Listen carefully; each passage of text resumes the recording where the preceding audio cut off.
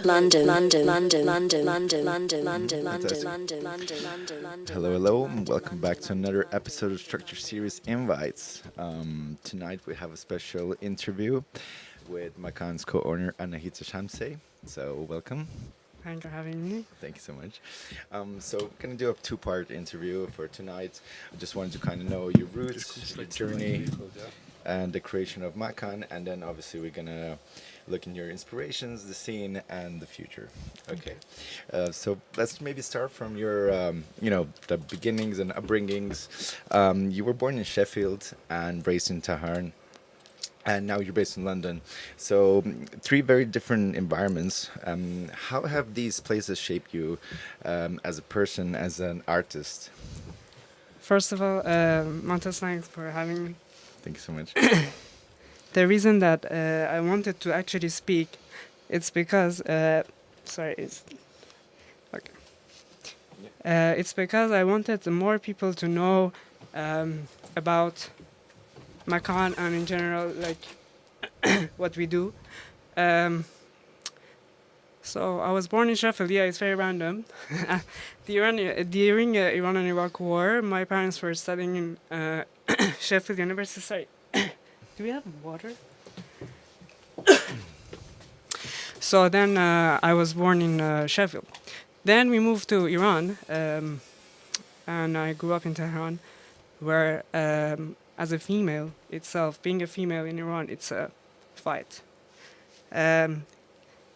But for me, it was like kind of confusing because I was like, why I'm not accepted? Why I cannot do this? Why I cannot do that? So I was just fighting. Then I was questioning, am I fighting a system? Thank you. Sorry. Thank you. So then I figured that actually, for me, being a DJ means to show my existence as a female DJ. We exist. And I want to fight the patriarchy with my music. So for me, it's not about knowing the technical stuff in depth because my profession was not this. I learned everything myself in my room. So it's not that deep. You know what I mean? But for me, it has a meaning. Each set, it's a storytelling. So I'm telling a story. I give a lot of energy. So I get really tired, Imagine if you're telling a story, if you're sharing your journey with genuine energy, you get exhausted. As a DJ, I feel like every set you play, at the end, you're just drained from the energy and everything. I usually ask where is the next DJ? I'm looking for the next DJ. But yeah. To be honest, it was going through different from my... Let's go to the next question. Yeah, of course, because obviously, because I wanted to just understand, the surroundings of like the music that you bring growing up in Iran, and you probably had the early influences from living there. So kind of, what made you to become in that creative environment? Obviously, my very good friends were all DJs by luck. And then they were playing techno always, by luck. And then I was like, and I was the one that always listened to hip hop. I love hip hop because especially Iranian hip hop is really good. So all my friends are actually really good like rappers, and my friends were like, no, we don't want to like hang out with your friends because they're too like, they're like la la la la like street mode. They were super like techno, like we were like. So for me, everything started underground because clubs are illegal in Iran, but we have underground parties there. It's happening right now, still happening. But during the time that I was playing, I remember one time, this guy told me, you should go and play washing machine. And I was like, really, you reckon? Bam! I just hit the guy. And then he just fell, like bam. So that's how we used to fight, So I was like, decks are there. Sharing is caring, no? let's share the decks. Here, they push. I hate it. Like, to what extent? Like, decks are there. They're not Not gonna going go anywhere. anywhere. They're not gonna run away. Whoa, whoa, whoa, what's gonna happen? So this fact that's why I want to speak. No one wants to speak. That's true, and it's good that you want to kind of portray your vision and talk about things, because sometimes maybe people are more hiding behind the decks and not actually talking about things that needs to Maybe be they are talked talking, but with their music. that's It's a catchy one. so obviously, because you lived in different countries and different cultures and different influences, so how, what in one sense of identity and belonging does the music come from those three different countries? You said you lived in more countries, but Because my job. Okay, let me start from. So, I was DJing, but it wasn't for me. Like for me, it was just like showing that I exist as a female, going to underground parties. I play as well. It's fine. Then coming here, playing for the audience for the first time, here at a club, was something different. Still the same, but it was more like a institutionalized. yes, You know what I mean? Yeah. But my actual job was I was a field investigator. So all my life I was at the field front line. So I saw in depth how artists like refuge due to music. We have so many refugees, asylum seekers because of music. So where are they? There must be and I was like in the camp.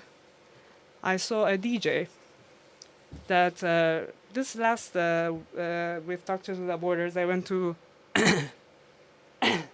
Ioannina to the border, and there I figured that there's a DJ in the camp. Then the idea came up that I really, really should be the sound for the unseen and unheard. I don't want to sit down and be like, because I'm privileged, because of the privilege, I'm not gonna do this. Because I'm privileged, I'm not gonna do that. Because I'm privileged, I'm gonna do this. I'm gonna use this privilege instead of nagging. I'm gonna use it. It's fine. Yeah. I have the privilege to be here. Then I can be the sound of everyone. So then I realized, okay, all my producer friends, they're being silenced. Why? Sanction. Geopolitical matters, sanction, censorship. Ooh, so many.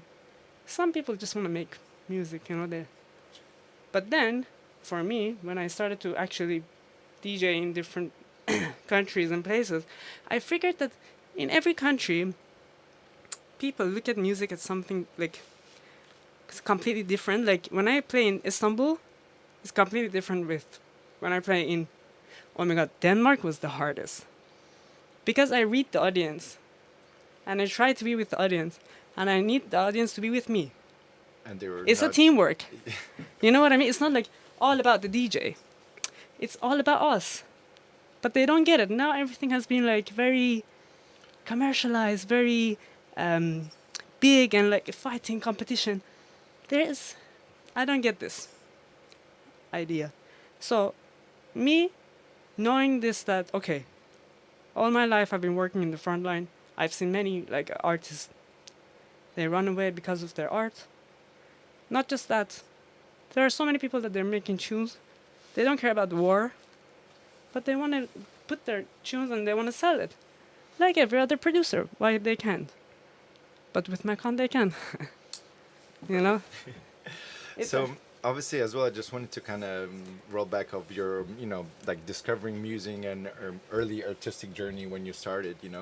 When did you actually like first fell in love with like electronic music, and what actually drew you to DJ and produce music and kind of get involved in that? Do you remember like the exact points, or were there like a interaction or a gig that you're like, okay, I want to do this? I think I was 19 years old. No, let's go back. 18, 17. Oh wow, okay. 17 years old. Yeah, now I'm 34. So it's been over half of what you Yeah, lived. it was always techno, Okay. not electronic. I believe techno has been a genre that has been colonized again. That's why I say every set is a storytelling for me, because it's not repetitive, commercialized, colonized techno. It's a genre. It's like, how come we say all of this electronic? I don't get it. You know what I mean? Because techno itself is like a dub. I mean, I do understand what you mean, but You know what I mean? It's yeah. it's a specific genre. Can we say all like? Is there anything under classical music like? Not I don't really, know. but probably like because techno derived back in the days from like house music, and I mean it started from that way. So that's why maybe people call it like electronica in Yeah. a way. Because this all is like tribal. This itself, the name tribal. What? It's kind of like colonization, in a way. In a way, yeah. No, it's not. Why do we have to name or label everything? Techno is there. Why do we have to bring techno under? Is it deep house? Is it tribal techno? Is it techno? Techno. It's true. But people do kind of put it in Yeah, brackets yeah. these days in cages, so let's see. Yeah, but they put everything, no? Everything. That's so true. So, because obviously you mentioned that you played in Iran, but like, do you remember like the first moment you actually played a gig and there was audience and how did that make you feel? That was the first time. I remember it was in outside Tehran. It was in this villa, and for the first time I played, I was like, "Whoa, this is so fun!" Actually, not just fun. I have the power here right now. Okay, to You know what I mean? control the Yeah, people. to control their mind now. And I got it. Then eventually, every time that I was playing, I was just like, keep learning how to be with the crowd. I didn't want to, some DJs just look at the mixer. They dissociate. Yeah. Yeah, 100%. I don't get it. Like, It's a thing more in the head kind of thing when people just go down because maybe they don't want to be there, like delivering the set in a professional way.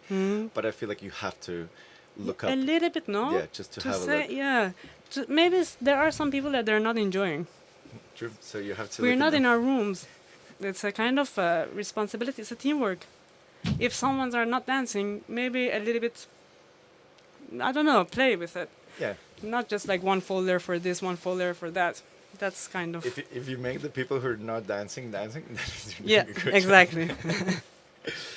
job. So, obviously, because you said a lot of your friends were into techno, right? But obviously, how did you find your way into the like underground scene, especially like as a woman, navigating in a all male dominant scene, and obviously because you played in Iran, you played here, so was it like what kind of difficulties did you find or obstacles that you had to either push through or go through them? As I mentioned, for example, in Iran, I felt like at first when I was playing, now it's completely different. Now everything has changed. But when I was there, it was like weird. A girl is playing, so maybe there is something wrong. It was like an EU thing. You know what I mean? That's so interesting. Okay. But in a way, oh, cool, that's you. You know what I mean? You. And you're like, yeah, me. So then for me, even during my work, when I was playing in different clubs, like, I remember like how my BPM came so up, because like I saw one artist 2 hours, and like he changed my life. What was that? Nodrex, like shout out, like big time. I told him as well, like he knows, he's a resident at Basiani. I was like, what the hell is this guy doing? Like changed my whole vision of techno, to be honest. And that's when I actually, I don't know, it's something clicked. Like that's when the BPM went higher. I figured I can play now with... No one said that it has to be like this. there's no order. You can be free. You can be creative. You know, you can add sounds and you can add like la la la la la la la more. So then I started. So you said about being creative. My kind of next question would be like, would you describe DJing as storytelling, in a way, or is more trying to capture the audience and take them on a journey? Because I mean, It depends. okay, because It depends on the person. It really, uh, for me, is definitely. yeah, Because when I was, so I lived in Istanbul for my work as well. When I was working with very, very intense, vulnerable group of refugees, like I remember my sets were super intense because I used to come home and then, bam, record a set. And when I was playing in Istanbul, people don't like fast BPM. That's the thing. But I believe if we do it together, if the audience go with you, like I play 145 now in Istanbul, everywhere, and they love it. People don't like mellow anymore.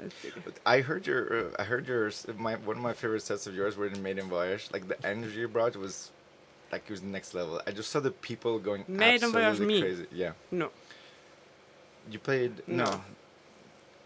Maiden Voyage. No. Wait, this year. Well, no, it was no, not that Maiden was Voyage. Sama Abdelhadi. Really? Yeah. My bad. Who? No. No, Sama Abdelhadi. So obviously, I just want. I never played at a festival Okay. because Well, maybe I. in this next year. Nah, I cannot. Actually, you know what? Festival is super easy because you don't need to read. You cannot read the whole 40,000. You know, people are I don't know, down there, but you can read one. You know which is the hardest? Like the less crowd. When it's Oh, yeah, yeah, intimate. Yeah. Okay. That's the hardest for me. Like let's say. Like I remember I played at this place. Okay, it's big and everyone was like, "Oh my god, this is super la la la la la," and I was freaking out. And I was like, "Okay, what's gonna happen now? Is it gonna bomb it?" Like then I go there and I'm like, "What? Is this it?" Because it was so much. I couldn't see the crowd first of all. I couldn't even see the crowd. You're high, but you cannot see the crowd And you're because of far, the light. no? Yeah. Yeah. And then I figured whatever I play, they love. I couldn't see anyone. I was like, okay, let's just. So this happened 3 hours and a half I was playing. Yeah. It really depends on the DJ. So obviously, because you've been, I obviously want to talk about like the challenges again and identity and the resistance, obviously, because you mentioned to me before. So obviously, coming from your background, how you've used music as a form of resistance or reclamation, let's say, in your sets or in your everyday life. I mean, being behind decks in some countries itself. I mean, in the world, I believe. As a female, now it's a resistance itself. Just standing behind decks. And I remember like, shout out to Bex, one of the amazing artists that I know. She was playing vinyl, and I remember one guy came up to me. I cannot believe. What? Women play records? I was like, what? I was so confused. I was like, what? This happened like, when was it? 3 months ago, 4 months ago. Like, yeah. And I was like, what? And not just 1, 2, 3, looking. And I was like, what? But I feel like even if it's a woman or a man, and if somebody plays records, they're like very fascinated. For Really? some people, they're like, oh, what is this? What is this sorcery? It is. No, It is fascinating. But a woman Yeah, woman? to put again to me, I was like, yeah. What do you mean? And now So obviously, what barriers, like cultural, political, or personal, have you had to navigate in building your path as an Iranian woman in the electronic music scene or in the techno scene? and so there, because of this, like living in different countries, living in Germany, living in like because of my job, as I mentioned, living in Istanbul, in Iran, in Kuwait, in London. For me, it's like, you know, constantly I was like questioning. Then when I started my uni, in middle of my uni times, I remember I started to question my belonging. Because I never thought like about because my mind is thinks borderless. You know, I don't care about this borders and la la la la. No, we come all from one world. If we're a good human being, if we're giving whatsoever, above gender, above race, sexual orientation, whatever, if we're a good human, that's it, to be honest. But unfortunately, empathy is missing. Uh, People are not. What was the question? Belonging. Then uh, I figured that I have to make my own belonging because I belong to everywhere. You know, where is my home? Everywhere. Here, Iran, you know, everywhere. Then I felt, actually, you know what? Let me make my con because where do I belong? Let me make this. And this belonging is like a remote belonging. I take it everywhere. Okay, I Yeah. love that. I love It's that. just amazing. It's a belonging because I felt there are so many people like me that they're looking for somewhere that they belong. It's true because I feel like there I know of a couple of people that music put them to where they are Yeah. to like make a belonging in this to make parties to to make music to DJ. So yeah, It's really important. and obviously your presence behind the decks, would you describe as a statement when you're playing? Yeah. And obviously how conscious are you when you're playing? Are you just let yourself go and Depends. okay. If my mood is not giving that day, I just don't want to play. Okay. I just cannot. Or if I play, I'm just like, la la la la la. You know, I can't. For example, would you say like if you had a bad day and you played, would the music like help you to elevate yourself on that day specifically, maybe, or this is kind of thing that you have to feel it to perform in a way? I have to feel it. Okay. Like if, for example, in different now I know how to control my energy and like I know how to give it all. Or, for example, that place, if I was giving 3 hours and a half all my energy, I couldn't even see. Then it would be like very confusing. But with knowing where to give your energy, like, because especially in this scene, if you give it all, you can suddenly collapse. Burnout in a way. You know, yeah. And I learned it in every job. You learn the language. So I learned this language of club culture and kind of like this culture as well. Yeah, it's very tough. It's quite tough. So obviously you mentioned about Makan, and I want to kind of know a bit more about like the birth and the vision of Makan. So what actually sparked the idea, and how the whole idea involved into both the collective and bringing this to life. Um, okay. First, when I started my con, it was for me like I want to make something that I belong to it. And I'm sure there are so many people that they belong to it. But at first, it wasn't a record label.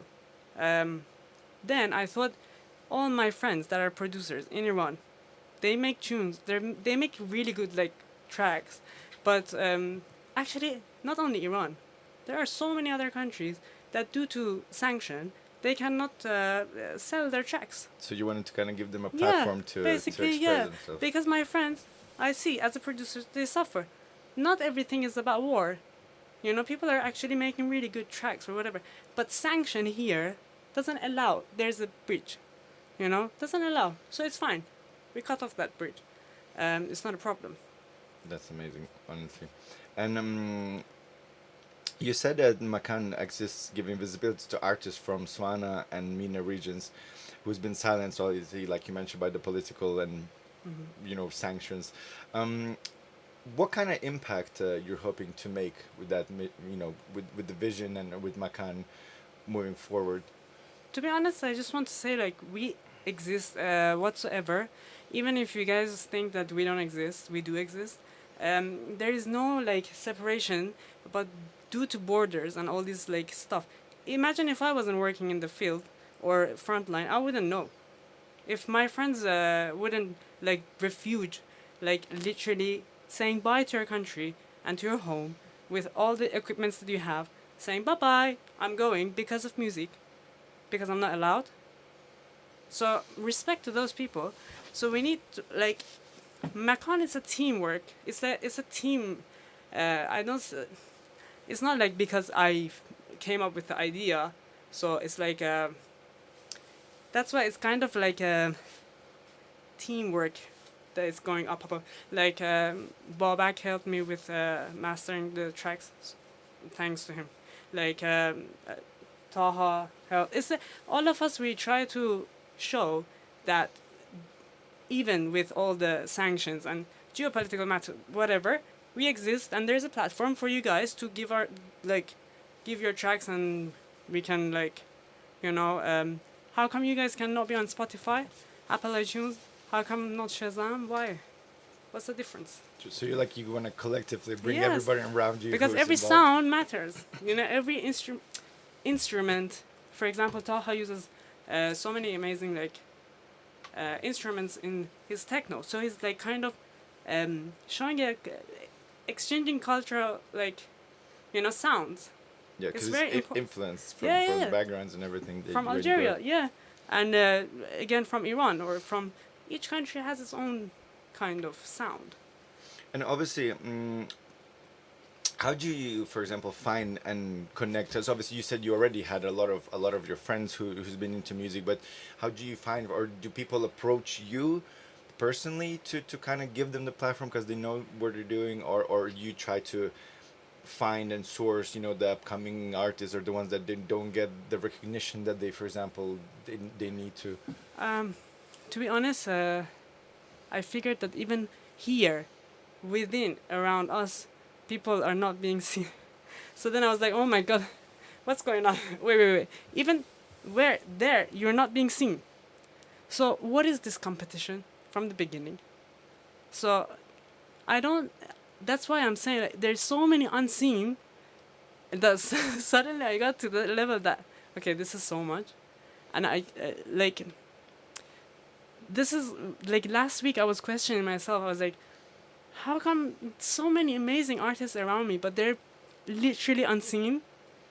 And I don't know why there's this competition and I want to give the platform to people that are really, really unseen.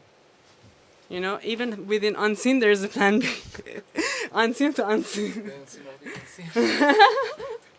Yeah, because I do agree. Because sometimes, like, even if you're sending music to labels and stuff like that, it's by matter of just either a mistake they're opening their email and listening to your music, or somebody actually talks about you and then they listen to your music, which is, well, for me, it's crazy because the platform is so unbalanced. In general, the scene is so unbalanced. Yeah, You it's can be an very amazing music producer. Like, I know so many, like, from South America, Argentinians, they're like unbelievable music producers, but nobody knows them. Like, See? they have no clue about them. And it's so sad, because I really feel like whatever you should do it as a team, because you cannot do anything alone. How can you? If I want to do everything alone, how can I? It's very difficult. You can. Like, but- now I'm here because of Taha. You know what I mean? Like, our other, resident Jahannam sort out the gig for me in Sweden. So why not? Because for me, if I go to Sweden, then if I figure out that there is a necessity for Macon to be in Sweden as well, because a lot of hassle. It's not easy to have one Macon, because in most of our events, the first artist is on the projector, because due to visa restrictions, the artist cannot come. So it's fine. If you cannot come, you send me a set. Yeah. You will be on the projector in the club. So that's what we do. That's amazing. Even with restrictions, you can still have the people Yes. playing. So, okay, Yes. just to kind of finish up on the Macan collective, when you run the collective, do you see any changes, for example, in the way you see your role as an artist yourself? So having that collective, did it help you to? Of course, yes, of course, because it motivated me. It motivated so many other artists. I can see like was it last Macron? In every Macron, I'm like, this is last one. In every party, I'm like, okay, I'm done. This is no. Everyone is like, okay, whatever. But actually, next Macron is 15th of November with Keep Hush. We're doing. Um, so yeah, uh, I don't know. It went. I don't know what happened. Macron suddenly become like a home. You know. Like a family Yeah, in a way. Yeah. yeah. I feel like people with like Macron residents are actually. I don't know. I don't know how can I say like a Bedu. Just like a family, no. Like cousins, no. Tribal. No, but like Collective, maybe, in a way. cousins. Village. Community, maybe? No? Because I feel like people do, when they feel like they're excluded or not seen, and when you give them the platform, they really feel that they're included. They basically. are. Yeah. Yeah, they are because everyone is included. Actually, yeah, everyone is. If you have respect, okay, and you accept, then yeah, Everyone's included. you know, it's because it's not easy. Like for me, doing everything underground was not, you know, it wasn't simple. Blah, blah, but yeah, the idea when it came, suddenly everything came. I don't know what happened, but it's going. You know, yeah, like they say, you have to go with the flow. When Yeah, it I'm going comes with to the you. flow. Exactly, I'm going with the flow. But it's interesting one. Fantastic. Thanks so much for obviously the first part. That was really interesting to hear a bit about you. Thank you. Now, obviously, I want to now tap into the musical side, the inspiration, and obviously what you think about the scene and what the future holds for us. So, kind of want to know more about your creative process, and your music identity. So, you said every set is different, but like, how would you describe your sound, like emotionally, sonically, politically? What kind of gives you the drive or the feel for it? Definitely, I want the bass to be giving. The bass is really important. I love that bass, The feel. clear sound of bass, because it as if like for me it's like a meditation. You know how ambient is for so many people, meditation. For me, techno is. That bass is like meditation, and it actually calms me down. To be honest, like not. You know, there are some kicks that are really really hard. That again no, but then low no. But there's one I don't know. Kick Like lower subs that you make feel in a way. mid, yeah, but clean, and I love it. Like, yeah, basically. What was the question? So what describes your sound? Like, how can you describe your sound? Let's say, it comes from Groovy. emotion or Emotion, storytelling, definitely. yeah. Yeah. Sharing like different type of sounds. I love movie soundtracks. I add movie soundtracks a lot to it. Yeah. Now very I cool. like the more CDJ, the more. the better. Yeah. Fantastic. So, But you were saying, how is the scene here? No. no, so we get to that obviously, but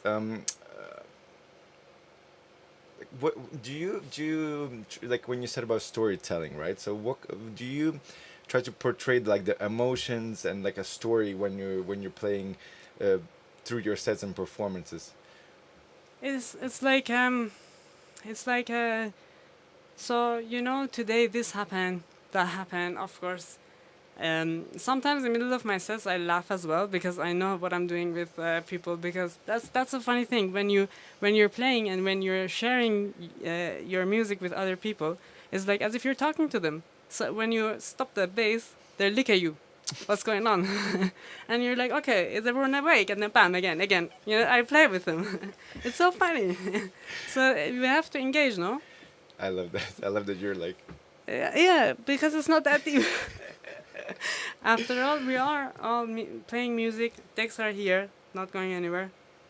You know, yeah, storytelling, and each it depends on my mood. If I'm very upset, It shows. Yeah. Okay. Okay. It If you're shows. happy, then. But of course, if I'm playing outside again, I don't want to make other people depressed. I want to make them happy. Sometimes I play happier than usual. That means again, it's a problem. But So- you adjust, so but it was still beautiful. But Yeah. still, if you feel like you want to maybe give a bit of emotion to Yeah. the people, that you Yeah, have to do it. definitely. No, there's always emotion there, but yeah. And do you, for example, obviously you're from Rhine, you know, Persian. Do you incorporate Yes. the culture and the sounds from Yes. your Like homeland? the different instruments. We have tombak, which is kind of in a percussion family. We that I used to play. I play. I add like different instrument sounds, but not just like a layer to it. Yeah, yeah. You know, just one like 13 seconds. You know, hint of it. Other than that, it can be fetishized as well. We don't want to make it exotic, you know, fetishize it. But it should be just something genuine. But it still identifies to where you came from, and Of course. I think it's very beautiful when people Yeah. do that. I think it's This is cultural. yes, Yeah. and has the signature Yeah. to your sound and Yeah. to your like personality as a DJ, which is I think is very very amazing when people Don't you do have? that. I think you have a signature, no? No, but yeah, but in Lithuania we don't really have a Nah. like But your sets are not. When you showed me, when I figured out who you are, then I showed you. I watched actually your section. It's really good. yeah, like- well, I think throughout the years you get the experience to finally get to know what to play and You to, share, Yani, you share emotions as well. You can feel it. Which DJ is actually giving, which DJ is just there like next, then the next. It's very obvious. So for example, you know, just I wanted to say, what goes through your mind when you're, for example, preparing for your sets? Like, so the creative process, what does it look like? Because obviously you mentioned like every day is different, but like, do you have your standard that, you know, how do you prepare, for example? Because everybody does it differently. Some people like they buy their music and then they organize later, or they, for example, have already music that they haven't played and then they want to organize, like kind of if you have some sort of, like I would say, like a pre-set ritual or something that you go to that helps you to prepare, you know? I would say I would always think of intro. The intro is important. But other than that, I just go with tracks. But it's really bad that I do this. I should practice more. But still, I go suddenly with tracks that I never heard, because I told you I never pick one folder for this specific. I just add, and then sometimes I don't listen. I go there and I play, and I'm like, whoa, what is this? I mean, so and I never actually make a set ready. Just the intro, to be honest. Because for me personally, I would like to prepare a few days before, Yeah. and then I don't listen to techno. Like I try to listen to anything else, like classic Really? music, hip hop, like, you know, because when then you get back on the decks and you haven't played techno for a couple of days, it gives you this, oh my god, like I want to play it. It's like You know, I don't listen to music at at all. Now I have stopped. Like, it's really bad. It's not something to be proud of, but it's like everyone thinks, oh, you're a DJ, so you should listen to music loud every day at home. You know, loud. I'm like, I don't even listen to it. But it's really bad. So if I listen to music when I'm getting it, or hip hop sometimes. Okay. But you listen to when you're preparing, for example. So then you have the time for music to kind of be present there. Yeah, but I Like- forget. You know what I mean? That's the thing with preparing. You need to prepare properly. Listen to la la la la. I forget. But I mean, sometimes when you said you play tracks that you don't know, it's a good surprise for you and the Yeah. audience. And once it was Barbie Girl, so a very good surprise. And one of our shout out to another resident, Seba. She made a fuss out of me, like now everyone knows this Barbie Girl. Because I was like, what happened?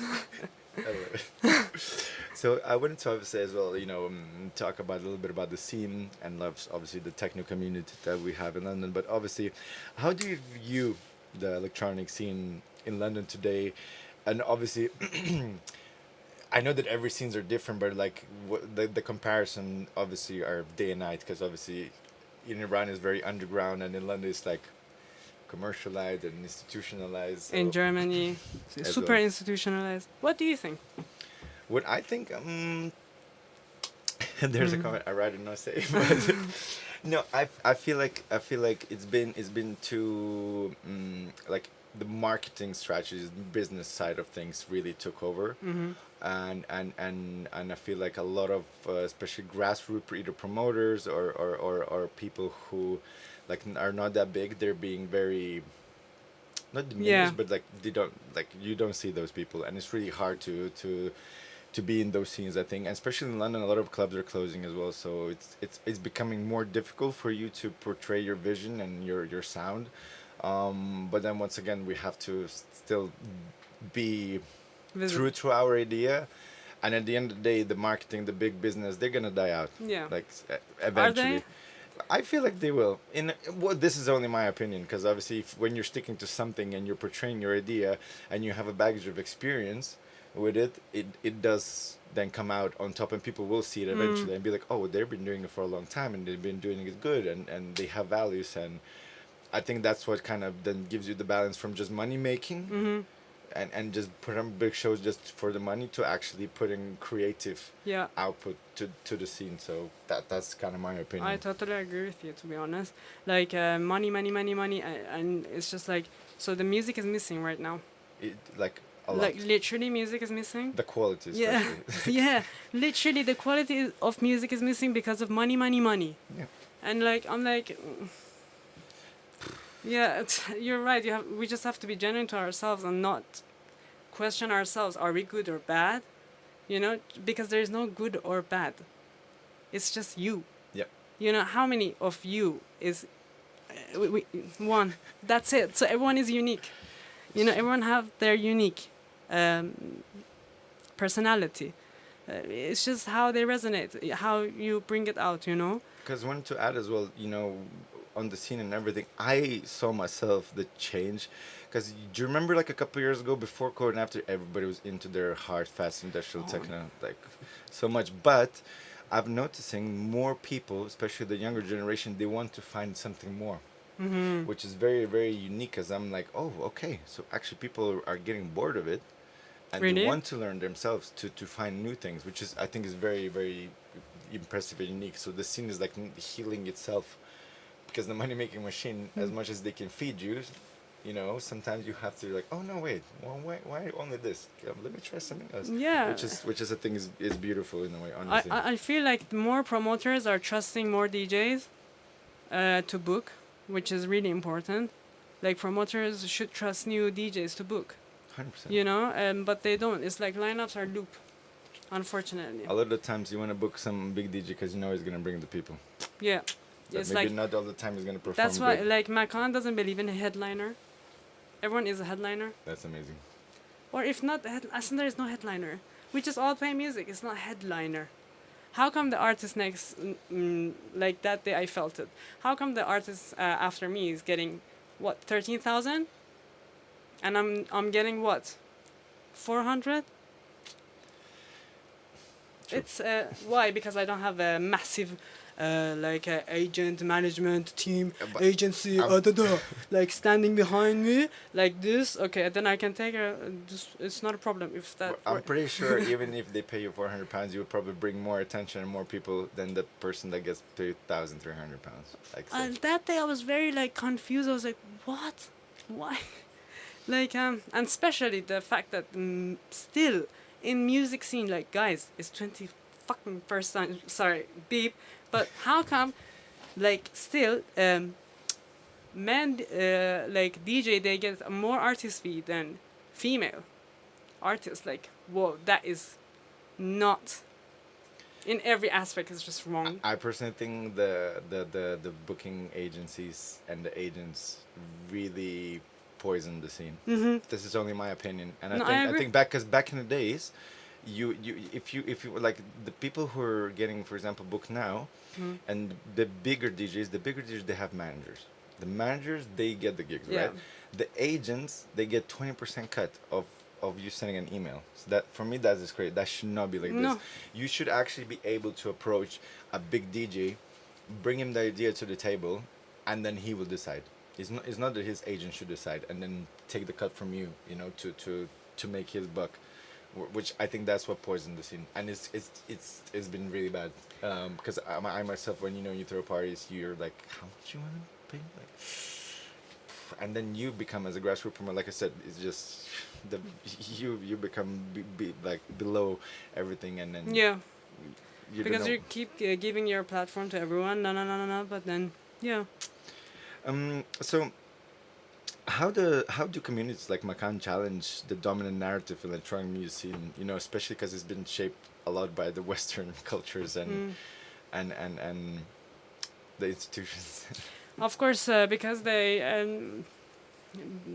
for so many years we've been silent, as I mentioned, because of geopolitical matters, because of sanction, because of internet.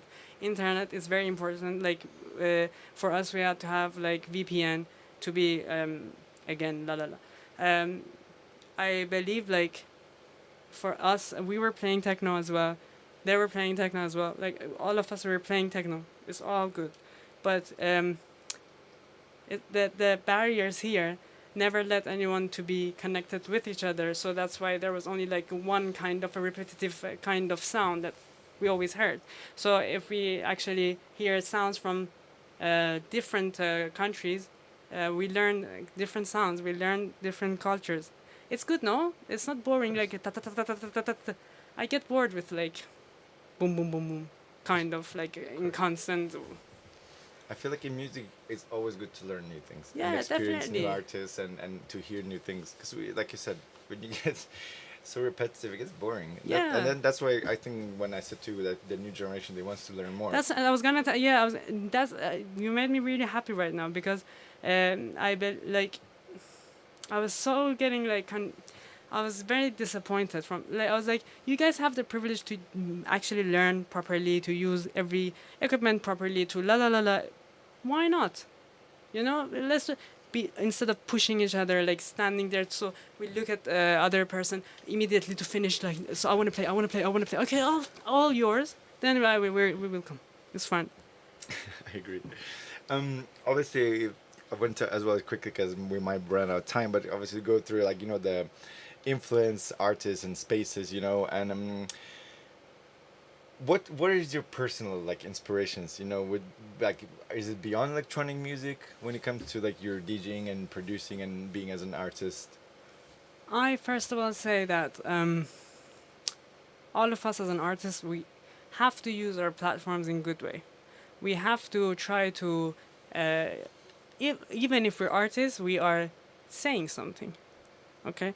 With music or with, let's try to say that thing correct. Let's be useful, no? Um, for me, it's like that, to be honest. Other than that, I don't think it's something deep. They made it deep because it's commercialized and it's like money, money, money, money. But to be honest, for me, it's like, no, I wanna. It's not headliner. It's not this. It's something else. Uh, we exist. We're here. Why not? Whoever thinks that we are not there, or people of color are not there, or like la la la la, all these like label to basically labeling, put the people in front of each other. No, it doesn't work here. um, do you know? I wanted to ask you as well because obviously you've been doing this for such a long time, and do you have any like, let's say, specific collectives or DJs or people that you meet, throughout your career that kind of gave you the energy and you were drawn to them to see what they're doing and kind of to inspire yourself? Do you have any kind of Yes. particular ones? As I mentioned first, Nodrex, one of them. Sam Abdul Hadi, which you got confused, was one of them because I remember first time that I played with Sama, I knew her because of Palestine, and then for me it was very.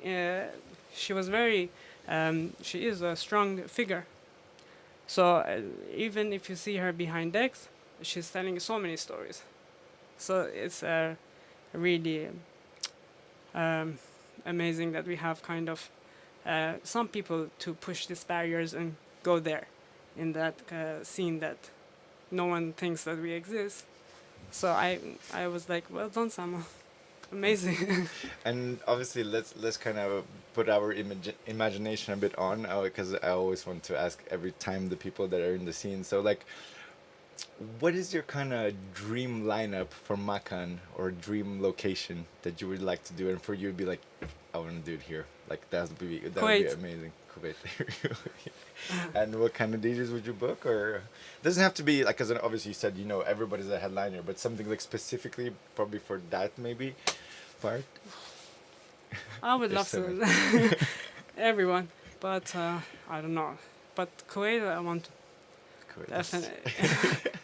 It's the hardest. It's the most no, so I want to go for that. Just to break the political Yeah. boundaries and everything. Not even that, because why not? To Kuwait. It's so nice. Why we cannot have techno? There's no one singing. There's nothing like morality or whatever wrong. No one is dancing. They're standing. Don't dance. First, but I want to have a festival with a refugee lineup. Like There we go. literally, those that our stage is gonna be for refugees.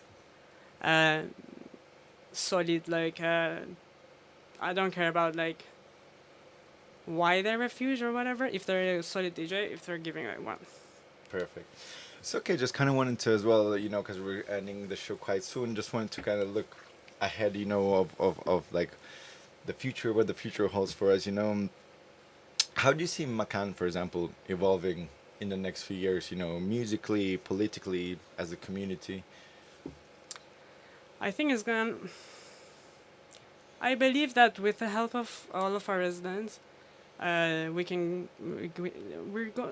We're doing things, We don't care like this one is saying that one is saying that. Okay, this. Oh my God! Now we cannot do this because that day is that day. Like no, let's just do our thing. Let's not. Because all the time, I figured in this scene they want to tell you that you guys are nothing. You guys are nothing, and we're just saying we're. And I'm like, you know what? I'm tired of fighting this. You are nothing. I am a thing or whatever. It's just like we're here and everyone knows. You know what I mean?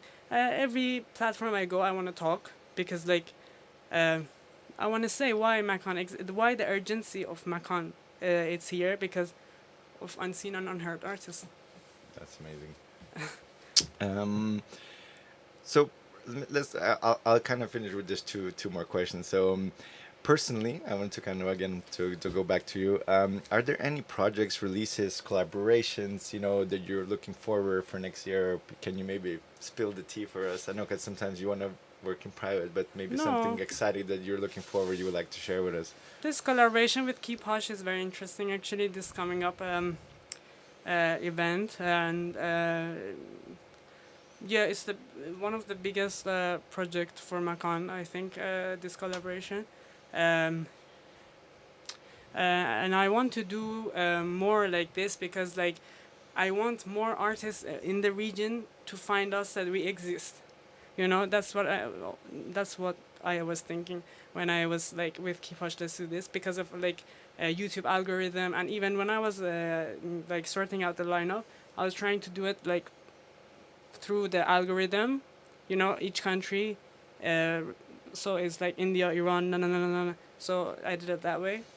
So I could, it can kind of like goes through. So with algorithm goes, so everyone can see. Yeah, Exactly. The reach is much bigger. That is amazing. yeah. So yeah, project like this is good.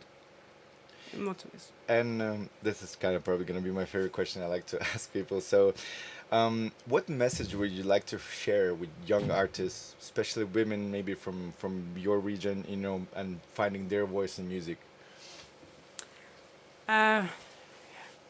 Believe in yourself. It's not that deep, and even when you get to the point that you feel like, oh my God, this is it, it's just empty. You know what I mean? Inside of there is no soul. So you are the soul. Wherever you are the soul. Just have faith in yourself. That's it. I have nothing to say because they keep saying that you guys cannot do this, you guys cannot do that, but we can. But as well because I feel like there's so many male dominant Of like the course. scene, but because if women sees you do their thing, that's already an inspiration for them. Now In it a has way. been changed a lot, to be honest, because now it's very kind of like, even for me, it's confusing. I'm like, what's happening? There are clubs now, and Iran, underground clubs, like literally, and it's like it's not like before anymore. But still, of course, in everywhere, not just Iran, everywhere, even here, we're seeing. So it's a very male, actually, as you said, dominant kind of, especially techno. Um, I figured like it's like that because before I used to play dub, um, I didn't feel like that. Okay, interesting. Yeah, I used to play like 98 BPM. Now like from the start is 142, 140. My favorite. Yeah, before it was dub. Yeah.